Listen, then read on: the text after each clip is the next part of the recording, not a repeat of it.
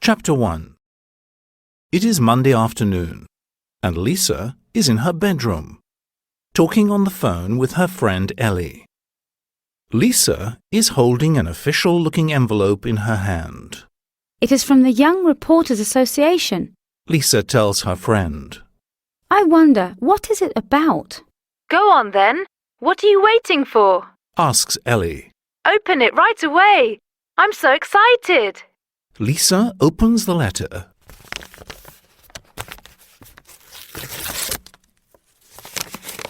And reads aloud. Dear Lisa, we are very happy to inform you that the Young Reporters Association has randomly selected you to participate in the first International Photo Convention with your photographs. The convention will take place on 27 to the 31st of July in Beijing. You will also have another 6 days for sightseeing on a train tour with Hu Tian, one of our Chinese members. The Young Reporters Association will plan and pay for the whole trip. So, pack your bags, Lisa. You are going to China. Sincerely, Yao Ming, General Secretary of the Young Reporters Association. They want to send me to China. I can't believe my luck, She exclaims. I have never been to China before. What an interesting place to go. Lisa, that's great news. Exclaims Ellie. I know, Answers Lisa. I have never been to China, but it has always been one of my dreams. She says. Yes, it's an amazing opportunity for you. Says Ellie. And when you get back, you could write a report about your trip for the school online newspaper. What do you think? Oh, Ellie. Laughs Lisa. Okay. You never seem to forget your position at the paper, do you? Well, I'm not the editor for nothing. The girl laughs back. Let's hang up now. She adds. You have to do some research before the trip, don't you think? You're right. Says Lisa. China, here I come. Chapter 2. After a long flight, Lisa finally arrives in Beijing. At the airport, a young man is waiting for her. He is holding a sign reading, Lisa, Young Reporters Association. Lisa goes towards him and the man greets her warmly. Nice to meet you, Lisa. He says, and introduces himself. I am Hu Tian, and I work for a local teen magazine here in Beijing. I will be your guide in China. He says as he takes her suitcase. Lisa is relieved. Everything is so strange to her here, and there are so many people everywhere. Hu Tian takes Lisa to her hotel by taxi. You must be tired after your long trip. He says when they arrive. Have some rest, and we'll meet again in the afternoon. Then you can have a taste of China. Lisa smiles as she goes to her hotel room. I wonder what he meant. She thinks to herself. Oh well, I guess I'll find out in a few hours. She says and falls asleep right away. After her nap, Lisa feels like a new person. She meets up with Hu Tian and his sister May. The two take her to a restaurant in the old city. So that's what you meant with a taste of China. Lisa exclaims. Yes, Smiles Hu Tian. you're going to enjoy a traditional Beijing dinner. Lisa remembers the delicious Chinese food in New York and is excited to try some authentic Chinese cuisine. Maybe it will be even tastier. At the restaurant, Lisa sees a round piece of glass in the center of the table. I know! Shouts Lisa. It's a rotating tray.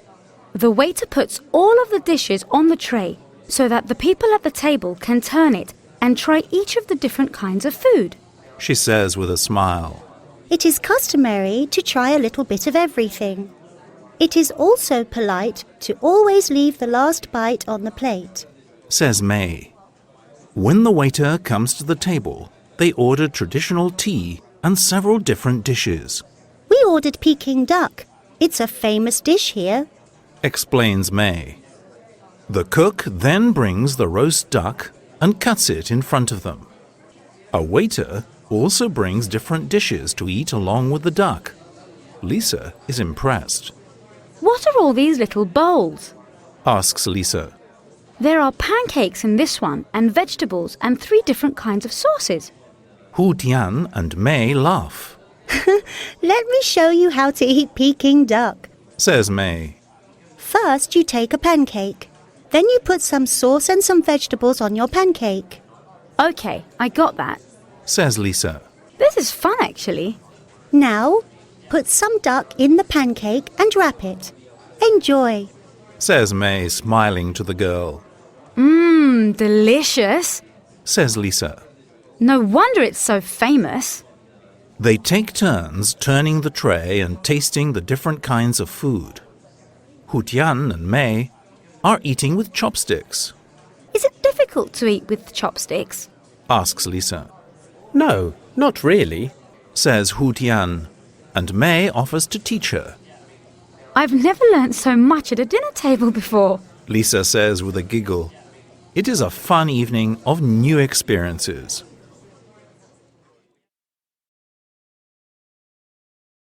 Chapter 3. The next day is very busy. Lisa spends almost all morning at the photo convention, presenting her work and talking to lots of people.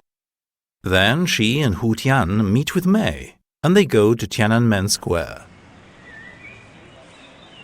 Wow! This square is huge! It is much larger than any other square I have ever been to. Lisa exclaims. This, my dear, is the largest city square in the world. Boasts Hu Tian. 1 million people can fit here. And who's that in the picture over there? Asks Lisa. It's Mao Zedong, the founder of the People's Republic of China. Explains Hu Tian. Next, the 3 friends take a tour of the Forbidden City. Lisa is impressed by the artwork and history she discovers there. The Forbidden City is about 600 years old. It used to be the Chinese emperor's palace. You see, in Chinese history there were no kings or queens. We had emperors and empresses. Now the place is a huge museum, the Palace Museum. Common people could not enter the Forbidden City. That is why they called it forbidden. Says Hu Tian. Lisa and her friends are now in the Hall of Supreme Harmony.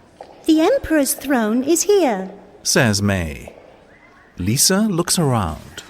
There are dragons everywhere. Lisa is impressed and asks May about it. The dragon is a symbol of power, strength, and good luck. May explains. It was also the symbol of the Emperor himself. In the Hall of Supreme Harmony, experts counted 13,844 dragons. Adds Hu Tian. As they walk towards the exit, Lisa hears Hu Tian's voice. Come on, Lisa. Hu Tian shouts. I'm hungry. Let's have some lunch. That sounds great. Lisa replies. Where shall we eat? She asks as they walk towards the exit. I know. Let's have a picnic near Tiananmen Square. We can buy some sandwiches over there. Hu Tian suggests, pointing to a shop across the street. They sit down on a bench and have a lovely picnic in the warm sun. Lisa is admiring a very large modern building across the street. That is a beautiful building, Says Lisa. It looks like a giant egg, doesn't it? You're right, Lisa. Says May. It is the National Centre for the Performing Arts, but the local people just call it the Egg. Concerts, operas and plays take place there. After lunch, they go to the Olympic Green, the most modern part of Beijing. Wow, look at all those buildings. Lisa exclaims. That one looks like an ice cube. Yes, it's a very interesting building. That's the National Aquatic Centre. It housed the swimming and diving competitions of the Summer Olympic Games in 2008. Replies Hu Tian. See that one over there? says May, pointing at a very strange structure. That's the National Stadium, the bird's nest. Can you see why? Of course, it's like a gigantic bird's nest. Lisa replies. China has certainly changed a lot since the times of the emperors in the Forbidden City.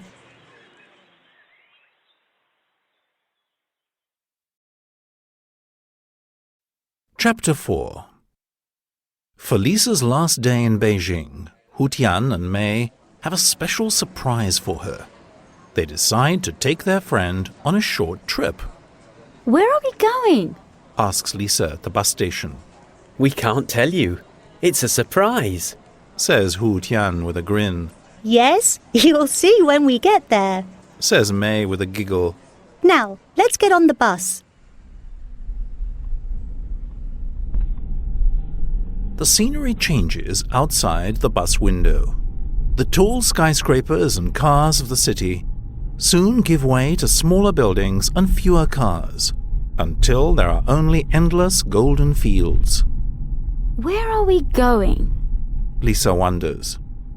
Then she looks outside the window and suddenly realizes. Wow! The Great Wall of China! One of the greatest wonders of the world! She exclaims. How long is it anyway? She asks her friends.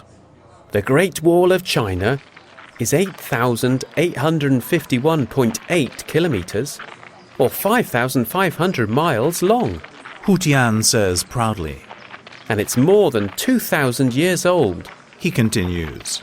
The Emperor Qin Shi Huang of the Qin dynasty started the wall around 221 BC. Adds May. But work continued during the Han and until the Ming dynasty in the 14th century. She says. Thousands, if not millions of people worked day and night to finish the wall. It's very impressive, Says Lisa, as the three walk to the closest part of the Great Wall. It is on a steep hill. This is a beautiful walk, but it is harder than it looks. Lisa says, stopping to catch her breath. Don't worry. Hu Tian replies. You will be able to relax later. What do you mean? She asks. It's another surprise. Hu Tian says, smiling.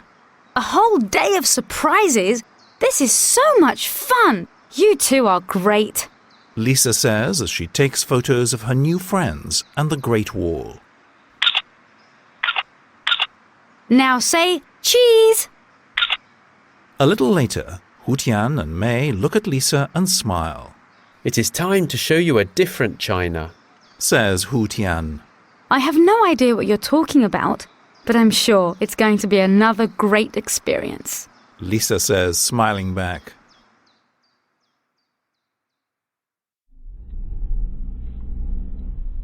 Another bus takes them beyond the fields until they reach a small farming village. They get off and see an elderly man and woman. Ni hao. They greet the three friends in Chinese, Hello. says Lisa, and then turns to Hu Tian and May, They are our aunt and uncle. says May. They don't speak English, but they are very friendly. Then they all walk down a small road with gates and walls on all sides. They enter one of the gateways. This is our aunt and uncle's house. It is very traditional. Says May. Next, they all sit down and have tea together, Tea is very important in Chinese culture. explains May. Chinese people drink a lot of tea, and we also celebrate a number of occasions with tea ceremonies. Oh, good. Smiles Lisa. I love tea. It's my favourite drink. On their way back a few hours later, Lisa remarks, It was so exciting to see what life is like for people in the countryside. It is very different from the busy Beijing life. Well, a lot of Chinese still live in villages like that, not cities. explains Hu Tian. What do you think of life in the village? The village is quieter and the countryside around it is very beautiful. However, there is more technology in the city and more things to do than in the village. says Lisa thoughtfully. I guess that city life and village life are both nice, but in different ways.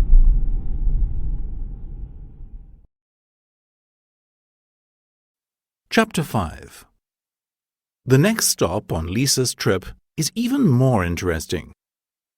After getting a good night's sleep on the train from Beijing to Xi'an, Lisa, May and Hu Tian go to see the Terracotta Army. They take a guided tour of the ancient site. The Terracotta's soldiers' purpose was to protect Qin Shi Huang, the first emperor of China, after his death.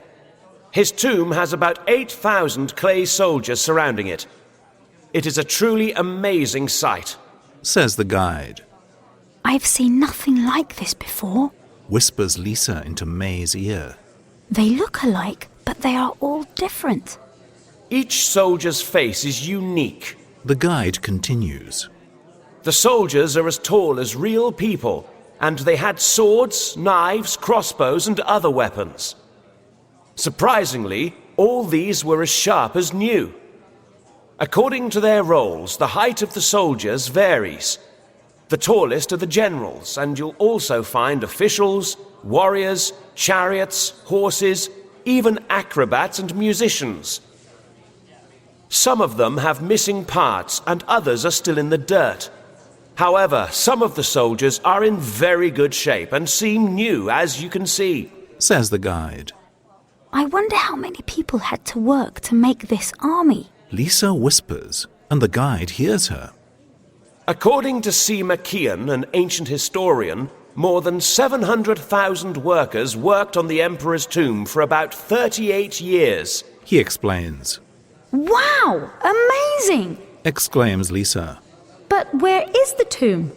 The tomb is still a mystery, adds the guide. Archaeologists have found the tomb, but they have not opened it yet.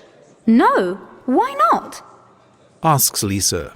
Surely there will be lots of treasures inside. Well, says the man. That's what Sima Qian's book says, but archaeologists are worried that they might damage the valuable objects inside the tomb. I see, says Lisa. There is something else too, adds Hu Tian. There are traps inside the tomb. Dangerous traps. To prevent tomb raiders from stealing the treasures inside. At least, that's what the legend says. Oh, it's such an interesting story. I guess we'll have to wait and see. Lisa smiles. With or without the treasures from the emperor's tomb, this place is fantastic. Chapter 6. The next day, Lisa, May and Hu Tian go to Shanghai on another overnight train. The first place to visit is an area called the Bund. It's a lively place by the Huangpu River, full of beautiful historical buildings. They walk down a street called Nanjing Road, the main street of the Bund, and have lunch at a restaurant. Lisa tries Shanghai crispy chicken, and she finds it delicious. I'm really getting used to using chopsticks. It's actually a lot of fun, Lisa says excitedly. After lunch, they walk a few blocks to the Yu Garden in Shanghai's old city. It is a traditional Chinese garden with beautiful old buildings called pagodas. It is very large and they take their time exploring it. There are various trees and rocks and small ponds with bridges. Ducks and fish are swimming in the water, and there are dragons on the walls. The trees, plants and flowers are so pretty, and it's so peaceful here. Lisa admires. It is the perfect place to walk around. It makes you feel you are at one with nature. Well, that is exactly what the Chinese garden is about, says May. Here one can escape from the busy daily routine and have some time to themselves. After a pleasant walk through the Yu Garden, May and Hu Tian take Lisa to the Yu Market right outside. The Yu Market is so noisy and busy with people. Lisa exclaims. It suddenly feels like we're in a different city. Of course it's noisy. says May. Shanghai has the largest population in China. Lisa has fun choosing a few traditional gifts. A pearl necklace for her mother, chopsticks for all her family, and a beautiful silk dress for herself. Then she asks May, I want to get something special for my friend Ellie. What do you suggest? May points to some Chinese silk scarves. How about one of those? Chinese silk is famous worldwide. Great, Ellie will love it. Lisa says enthusiastically as she buys the scarf.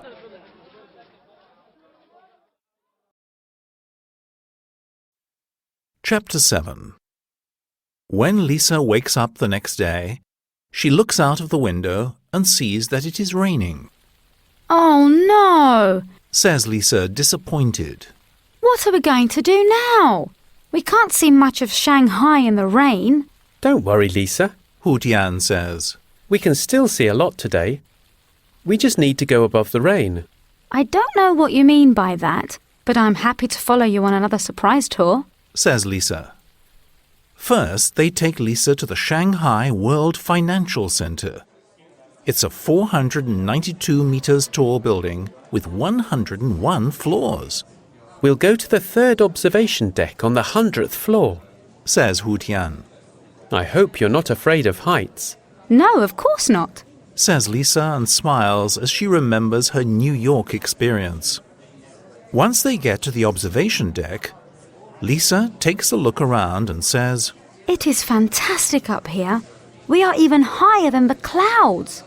We really are above the rain. We are 474 meters, 1,555 feet above the ground. Explains May. Have a look at the view. It's amazing. What's that building over there? It's very interesting. Lisa points out of the window. That's the Oriental Pearl TV tower. We're going to visit it next, says Hu Tian. When they arrive at the Oriental Pearl TV tower, they visit the rotating restaurant. It stands 267 meters, or 876 feet above Shanghai. This place is great.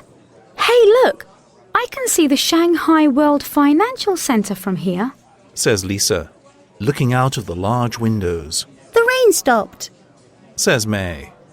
Suddenly, a rainbow appears in the sky. Wow! Admires Lisa. How wonderful! She has a great day in the Shanghai sky. Chapter 8. After taking the last train ride of their trip, Lisa, Hu Tian and May arrive in Hong Kong. I can already tell that Hong Kong is different from any of the other places we've been to. The cars are driving on the left side of the road, Lisa says, during their taxi ride to the hotel. That's not the only difference, May tells Lisa. The people here speak Cantonese. It is different from Mandarin Chinese, but they also have much in common. Tell me some more about Hong Kong, asks Lisa. I don't really know much. Well, it is one of the most populated places in the world, with an amazing culture. Hong Kong's landscape is also unique. There are hills and tall mountains, parks and nature reserves, and there are about 200 offshore islands. Visitors have a lot to do here. Just wait and see, May says. After leaving their luggage in their hotel rooms, they head to the Peak Tram. It takes them up to the peak, the top of one of the nearby mountains, 396 meters above sea level. The view from the top of the peak tower is breathtaking. Hong Kong's skyline is very impressive, as you can see. There are more than 7,600 skyscrapers, but that's not what makes the place so special, May says. Yes, it is a great mixture of amazing buildings and beautiful landscape. The view is fantastic from up here, Replies Lisa enthusiastically. Let me take your photo. The light is wonderful right now. She tells her friends as she reaches in her pocket for her camera. This picture will be suitable for the next photo convention, she says and smiles.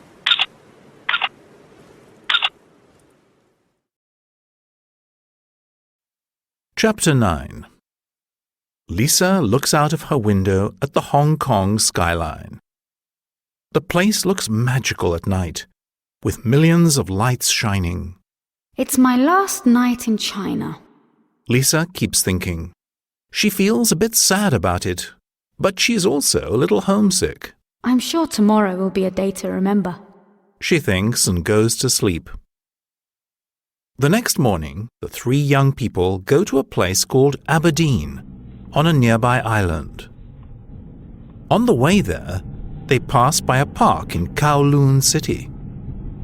Lisa notices a large group of people who are all standing in the park in strange positions. What are they doing? She asks curiously. They're practising Tai Chi, an ancient Chinese martial art, Explains Hu Tian. Really? Can we get off the bus and watch for a while? Lisa asks. Of course. Replies May. People who practice Tai Chi do a series of warrior movements very slowly, concentrating on their bodies. It helps them stay healthy. Hu Tian tells Lisa. How interesting! Lisa says. Would you like to try? Asks a woman. The class is free and it's only an hour long. Lisa is thrilled. May, can you take some pictures of me practicing? I want to show them to Ellie when I get back. Next, Lisa and her friends take the bus to Ocean Park in Aberdeen. It's a huge place with lots of attractions. Explains May. We're going to take you to see the giant pandas.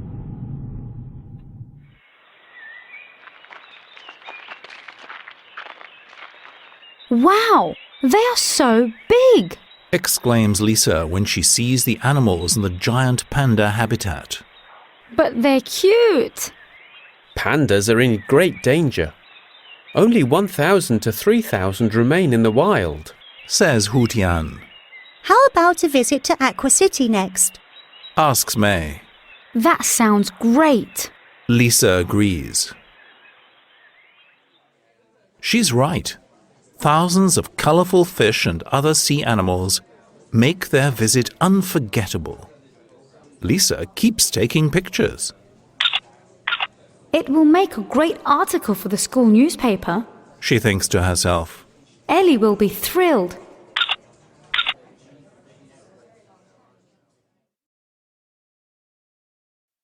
Chapter 10. The three of them are tired, but their visit to Aberdeen hasn't finished yet. Hu Tian and May take Lisa to the famous floating village on Aberdeen Harbour. They call it floating because it is a village of boats. This is incredible! There are so many boats that I can't even see the water. Exclaims Lisa. All these people live on their boats. Their lives depend on fishing and the sea. The boat people of Hong Kong have lived this way for centuries. May explains. Now, Smiles Hu Tian. since it is our last dinner together, it must be special. So they go to the Jumbo Kingdom, a famous floating restaurant. Give me a minute. Says Lisa, and disappears for a while. When she comes back, she's wearing her Chinese red silk dress. I bought it for a special occasion. She says. Well, it is a special occasion. May gives her a big hug, and they sit down to enjoy their dinner. The lights of the floating village make the place look magical.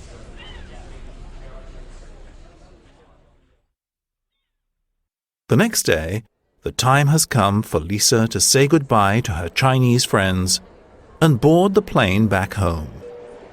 I am sad to leave, but I will come back to China someday. Now I have an extra reason. I have good friends to visit here. She says to Hu Tian and May with a smile. We must stay in touch. Promise? Asks May. I promise. Says Lisa. And you must come and visit me someday too. As she sits down in her seat, she thinks about her visit to China. The people, the food, the sights, everything was incredible. Well, She thinks, and a big smile appears on her face. I wouldn't trade this experience for all the tea in China.